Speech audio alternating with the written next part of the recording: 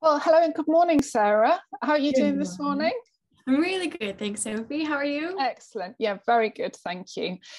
Thank you ever so much for agreeing to speak with me this morning. As you probably know, we've been doing a series of interviews called RIMU Reflections with small business owners, just really understanding a little bit more about what they do, their business journey, and then also talking about some of the challenges that small business owners are faced in what is really quite a complex kind of environment out there at the moment. There's definitely been a lot of change and a lot of transition. So delighted that you're able to join us this morning and to share a little bit about your journey.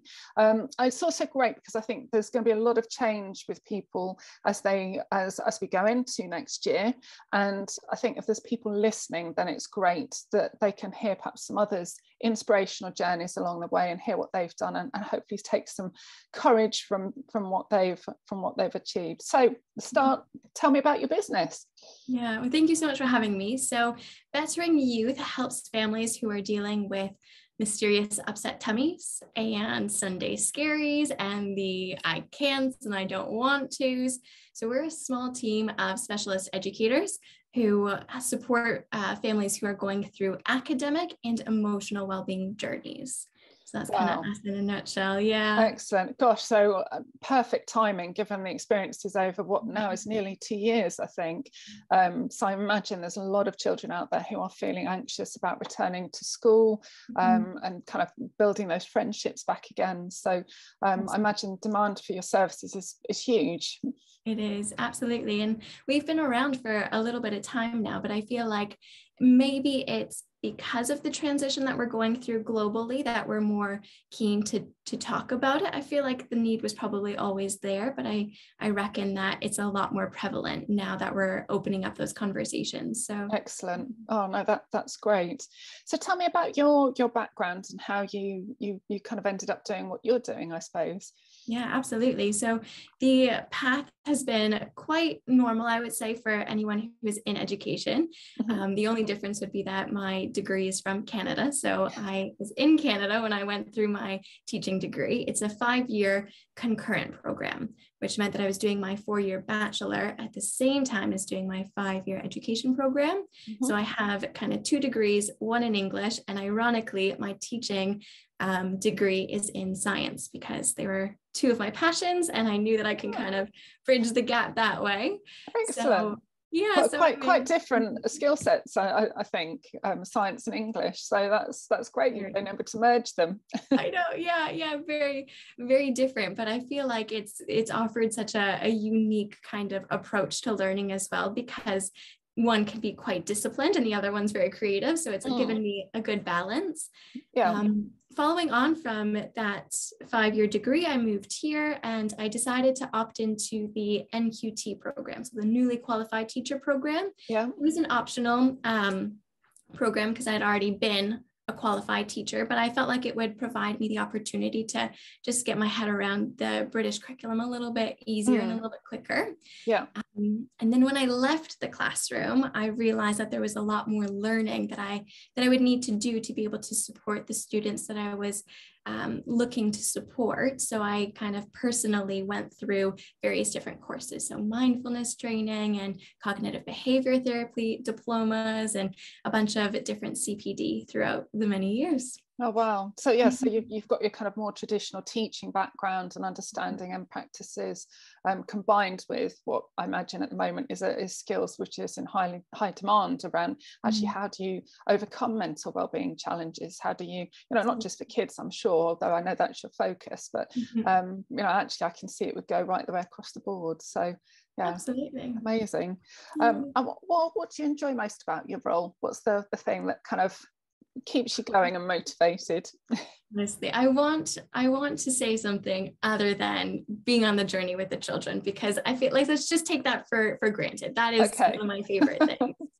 But I think one of the unusual favorite things is that it allows me to wear so many different hats. I know that as small business owners, sometimes that can feel almost overwhelming and uncomfortable to have to put on, but I love it. I love the fact that I can be very social with the families that I work with, and then I can have that creative time to put together our Mindful Toolbox webinars and our blogs and do the research. I really like that there's so many different avenues that my days can be very varied, and I think that really just helps with keeping going when maybe one stream isn't moving the way that you want to. Yeah. You have other streams that you can kind of focus on. And I think that's been really helpful. Excellent. I love that, because I think you're right. As a small business owner, you definitely need to, certainly in the beginning, you definitely need to wear many different hats, from accountants to HR sometimes, support, marketing, obviously. You know, there's so many things alongside just doing what you love for your business. There's many things that you need to do. And I guess the reverse of that, what's the thing that you think, oh, I wish I could just get rid of that, I don't like that bit? This one is one that I'm actively working on, not necessarily enjoying more, but making a little bit easier. So I'd have to say it's probably the paperwork. Okay. There's nowhere near as much as being a traditional classroom teacher, but there's still a fair bit, because all of our students get access to half-term reports. So we still make sure that there are reports going through. And then there's the onboarding of families, onboarding of new educators. So there's a fair bit. However, because it's something that I don't enjoy spending time doing, I've been trying to proactively streamline a lot of processes, because I know that a business without processes isn't going to grow kind of beyond you. So it's something that I've been really focused on, is just trying to make it a bit more streamlined, a bit more enjoyable. Yes. Yeah. No, I know I've got a couple of tasks that I don't really enjoy, and they keep going to the bottom of my list. Yeah. And actually, I've got 3 of those tasks I need to do this week, and it's like, right, I've got to do one a day. I've been trying for about the last 2 weeks. So yes, I can sympathize. Describe yourself in 5 words. I love this, because I think it gives us real insight into how you see yourself, or how kind of maybe you've had some feedback from somebody in thinking about this question. But yeah, how would you describe yourself? Okay. I would say empathetic. When I feel, I really feel. And I think it's a double-edged sword, that one. But I would say, regardless, it's one of my main qualities. Adventurous, silly, really good listener, and an advocate. When I believe in something, I like to stand up for it, or learn more to do so. Yeah, love it. I love all of those words. That's fantastic. I love that. And tell me one thing that we might not know about you. Oh, I really try to be very transparent with a lot of the struggles that I've had in my life, because I feel like it allows me to kind of connect with families who might be seeing some resemblance with their own children. So I don't think there's really a whole lot. I think probably one thing that I don't really think I've shared before is the fact that while I started the business, I actually was doing freelance dog walking. Wow. So it was, very, very different, but it was a great opportunity for me to always be outside. I feel like I think the best outside, but if I don't have a reason to, in the winter months, it's not always the nicest thing to get yourself out of coziness to go outdoors. So while I was starting the business, in the daytime, I was a freelance dog walker, and in the evening, I was doing academic tutoring and emotional well-being coaching. Oh, wow. Gosh, so there's a real mix there. I feel like that's just, maybe that could be a word that we describe Sarah-Lynn as, mixed. English and biology. Yeah, I love that. Real diversity in skill sets, real extremes, opposites. I love that. That's great. What's the one thing that you would tell your younger self, if you're looking back, if you kind of to be able to travel back in time for about, I don't know, 10, 15, 20 years, what would you tell your younger self? Oh, little Sarah-Lynn, she lived by a list. I had a lot of anxiety growing up, and so the more that I had planned, the better and more in control I felt. But it wasn't necessarily a helpful skill. it was one that I felt didn't allow me to appreciate the moments. I was always looking so far in advance. So I was always living so far in advance that I missed a lot of things that I probably wish that I hadn't necessarily just ran through, but took my time for. Yeah. So I would probably remind her that, it's important to look up, and it'll sort itself out, regardless if you have a tick list or not. It'll get done. So just kind of look up and just really bask in the moment and the relationships that you have as a child. I think that's important. Yeah, I love that. That's great advice. Wow, that's brilliant. And what's the one tip, I suppose, that if you were talking to somebody who's perhaps just starting out on their small business journey, what's the one thing that you would say to them? What's the one kind of pearl of wisdom that you wish someone had said to you, or maybe somebody did say it to you and it made a real impact to you and a big difference? What's that one piece of advice? Yeah, I think it would be to stay in your lane. I feel like when we're starting, it's so easy to, you have to do market research. So you have to see what other people are doing. It's really difficult to not let that color what you want to do. And so I think that there's a reason why someone wants to start something. There's a pull to it. It's not an easy thing to be an entrepreneur, to start something. So to have that want, we have to almost honor it as its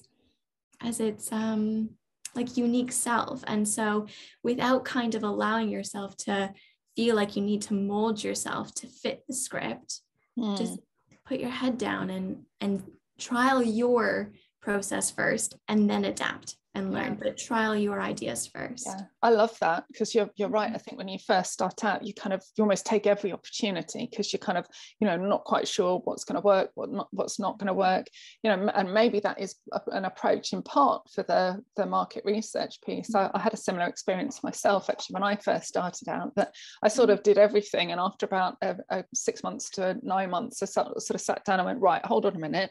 Which of these bits do I enjoy? And actually, what do I want to do moving forward? And you're right, it's kind of being really clear in your own mind and not being distracted by what you see on social media, because obviously everybody always portrays the glowing side on social media. They never say, oh, I'm having a really rubbish day, or not very rarely. So that's great advice. And what kind of challenges? It's obviously been such an incredibly difficult environment over the last nearly 2 years now, with all of the pandemic, and it's affected the way we work hugely and the kind of businesses that we're setting up and the way things are working. But what would you see as we move into 2022? What are the kind of the main challenges that you see for your business and your industry? Absolutely. I think it goes back to staying in your own lane, because of I see two really big shifts happening in education. One of them is technology, and then the other is low entry level providers. Yeah. And I feel like as a small business, it can be really disheartening sometimes to feel like technology is just going to take over your role, or a lower entry service provider is going to take all of your potential clients. And it's really tricky to kind of keep steadfast and poised and know that you are providing a service for a specific type of client, and that client is interested in your specific product. So not to necessarily sway from one to the other. And I think those are the two big, maybe not obstacles. I see benefits in both of them. I can full-heartedly agree with AI technology, and some of my students, we use it in our sessions for exam prep, so I can see the benefits. But I think there's a time and a place, and I reckon the clients who are looking for your belief system and your values, they will find you. They're not just gonna let go of their own belief system just because there's a new product in town, right? So I think it's staying strong in what you believe, and also really marketing very well what your belief system is. I thought, yeah, that, I mean, you know, great observations there about some of the challenges that you face. I think the digital movement, I think, is, you're right, it's affecting all areas of our life, but it can't replace all of the in-person contact. It can absolutely support, for sure, but we are social creatures as by their nature, and they have a place to play, but I don't think it can ever replace completely what you're seeing. But no, in interesting times ahead, as you rightly observe. So thank you. And if someone listening today wants to find out a little bit more about your business and about what you do, what's the best thing for them to, where should they go? Where can they find you? Absolutely. So our website is probably the most easy method to find us. So that's betteringyouth.co.uk. In that, there's our blog, there's our webinars. So if you're just kind of curious about more information, but you weren't necessarily for contact or service yet, that's jam-packed with like monthly and weekly updates. If you're looking for more off the cusp kind of inspiration, then our Facebook page is probably the next one that I would say. And that would just be Bettering Youth. And if you wanted to chat directly, then you can always send an email that's specifically overseen by myself. So no one else will kind of have access to it. I'll see it and then I'll delegate where it needs to go. Excellent. That's great. Well, thank you ever so much for joining me this morning. It's been brilliant talking to you and hearing a little bit more about your journey and your business experience. So thank you ever so much for your time. Thank you for having me. And look forward to talking to you soon.